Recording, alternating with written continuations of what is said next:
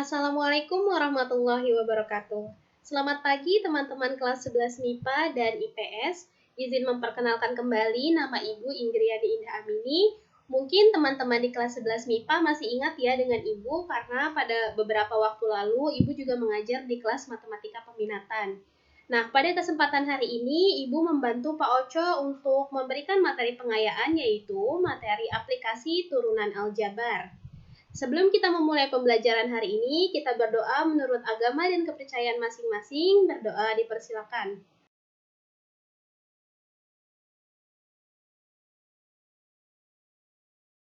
Berdoa selesai.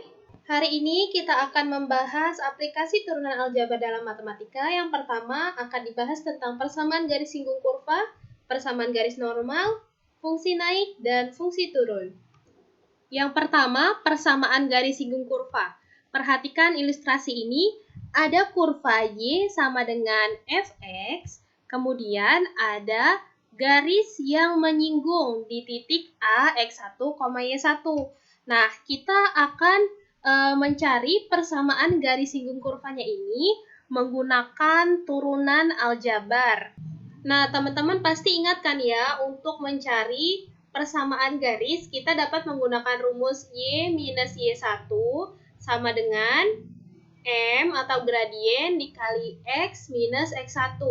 Dengan X1 Y1-nya ini adalah titik yang dilalui oleh garis tersebut dan M adalah gradiennya. Nah, ketika mencari M atau gradien ini, disinilah kita akan menggunakan turunan. Tetapi M di situ adalah M garis singgung ya, jadi gradien garis singgung atau di sini Ibu tulis MGS. Ini sama dengan turunan dari fungsi atau kita tulis juga F aksen X. Atau rumus ini untuk mencari persamaan garis singgung kurva dapat juga kita tulis menjadi Y minus Y1 sama dengan MGS atau gradien garis singgung dikali X minus X1. Untuk memperjelas, kita masuk ke contoh soal. Di sini tentukan persamaan garis singgung kurva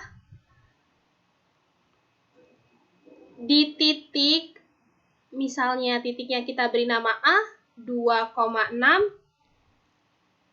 jika kurvanya yaitu Fx-nya sama dengan X pangkat 3 plus X kuadrat minus 6. Nah, untuk mencari persamaan garis singgung kurva ini, langkah yang pertama, kita cari dulu M atau gradien garis singgungnya. Ini tadi sudah Ibu beritahu ya, kalau dapat dicari menggunakan turunan dari fungsi. Jadi F aksen X. Nah, kita cari dulu F aksen X-nya sama dengan seperti aturan turunan yang sudah teman-teman pelajari, maka di sini F aksen X-nya adalah 3 dikali X pangkat 3 dikurangi 1 ditambah 2 dikali X pangkat 2 dikurangi 1, dan karena konstanta, negatif 6 ini konstanta, pasti konstanta itu turunannya adalah 0, maka di sini boleh langsung kita tulis 0. Jadi sama dengan 3x kuadrat plus 2x. Nah, kita sudah dapatkan F aksen X-nya adalah 3x kuadrat ditambah 2x. Langkah yang kedua, kita cari nilai F aksen X-nya. Tadi F aksen X-nya sama dengan 3x kuadrat plus 2x. F aksen X, berarti X-nya ini akan kita ganti, kita substitusi dengan sebuah nilai. Karena garisnya menyinggung di titik A, X-nya 2 dan Y-nya 6, maka di sini kita substitusi X-nya dengan 2. F aksen 2 sama dengan 3 dikali 2 kuadrat, ini ya, ditambah 2 dikali 2. Maka 3 dikali 4, yaitu 12 ditambah 4, jadi F aksen 2-nya sama dengan 16. Maka F aksen 2 atau di sini adalah gradien dari garis singgungnya adalah 16. Nah, kemudian yang ketiga baru kita masuk ke rumus persamaan garisnya, yaitu Y minus Y1 sama dengan MGS dikali X minus X1. Substitusi semua yang sudah kita ketahui, Y minus Y1-nya adalah 6, sama dengan gradien garis singgungnya tadi sudah kita cari, nilainya 16. X minus X1-nya adalah 2. Jadi X1 dan Y1 ini berasal dari titik A ya. Nah, kalau gitu, di sini menjadi Y minus 6 sama dengan 16X minus 32. Kita satukan di ruas kiri ya, agar di ruas kanannya menjadi 0, maka hasilnya adalah 16X minus Y minus 26 sama dengan 0. Nah, inilah persamaan garis singgung kurva. Selanjutnya, yang kedua yaitu persamaan garis normal. Nah, apakah persamaan garis normal itu? Jadi di sini kita akan lihat ilustrasi. Ada kurva Y sama dengan Fx, kemudian di sini ada garis singgung, dan yang merah ini adalah garis normal. Berdasarkan ilustrasi pada gambar ini, dapat kita ketahui ya, bahwa garis normal itu adalah garis yang tegak lurus dengan garis singgung. Lalu bagaimana Bu cara untuk mencari persamaan garis normal dengan turunan? Kurang lebih sama seperti mencari persamaan garis singgung. Kita gunakan rumus Y minus Y1 sama dengan M. Gradiennya di sini adalah gradien garis normal dikali X minus X1. Kemudian apa yang membedakan? Yang membedakan adalah cara mencari gradien garis normalnya. Kalau tadi gradien garis singgung sama dengan F aksen, sekarang gradien garis normal adalah negatif 1 per F aksen X gitu. Maka kalau kita melanjutkan contoh yang tadi, di sini kan kita sudah punya ya, gradiennya adalah 16, F aksen X-nya. Nah, kemudian kalau contohnya kita lanjutkan di sini, maka gradien garis normalnya sama dengan negatif 1 per 16, ya kan? Langsung saja bisa kita cari persamaan garis normalnya, yaitu Y minus Y1-nya tadi adalah 6 ya, sama dengan negatif 1 per 16 dikali X minus X1-nya adalah 2. Agar bentuknya tidak ada pecahan, maka kita kalikan dengan 16 ya. Di sini menjadi 16Y minus 96 sama dengan negatif 1 dikali X negatif X, negatif 1 dikali negatif 2 menjadi positif 2. Kita satukan di ruas kiri ya. Maka menjadi X plus 16Y negatif 96 dikurangi 2 ya, jadi minus 98. Jangan lupa di ruas kanan sama dengan 0. Maka pada contoh 1 tadi, jika kita lanjutkan dicari persamaan garis normal, didapatkan persamaan garis normalnya adalah X plus 16Y minus 98 sama dengan 0. Yang selanjutnya adalah fungsi naik dan turun. Perhatikan ilustrasi berikut, terdapat grafik Y sama dengan Fx ya, di sini ada Y sama dengan Fx. Kita perhatikan bahwa pada grafik ini ada fungsi yang naik dan ada juga yang turun. Untuk yang naik ini, nih ya, dapat kita lihat ada di sini yang naik. Kemudian yang turun di sini. Nah, jadi pada sebuah grafik ada fungsi yang naik dan juga ada fungsi yang turun. Kalau kita perhatikan interval fungsi yang naik ini berada di yang pertama nih ya, yang di sebelah kiri. Ini ada di antara X1 dan X2, maka dapat kita tulis X lebih besar dari X1 ya, dan kurang dari X2. Oke, karena ada lagi interval yang naik, maka kita pakai atau X-nya lebih besar dari X3 ya, yang ini. Nah, ya kan? Lebih besar dari X3. Bagaimana untuk yang turun? Coba perhatikan kembali. Untuk interval yang turun, di sini X-nya kurang dari X1 ya. X kurang dari X1. Atau, mana lagi yang turun? Oh, ini di antara X2 dengan X3. Maka, X-nya lebih besar dari X2 ya, dan kurang dari X3.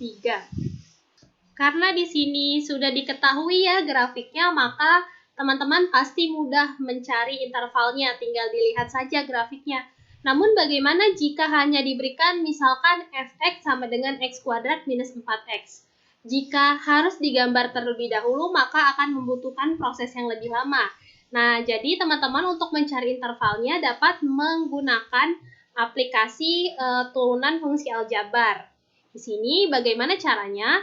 Jadi, untuk fungsi yang naik,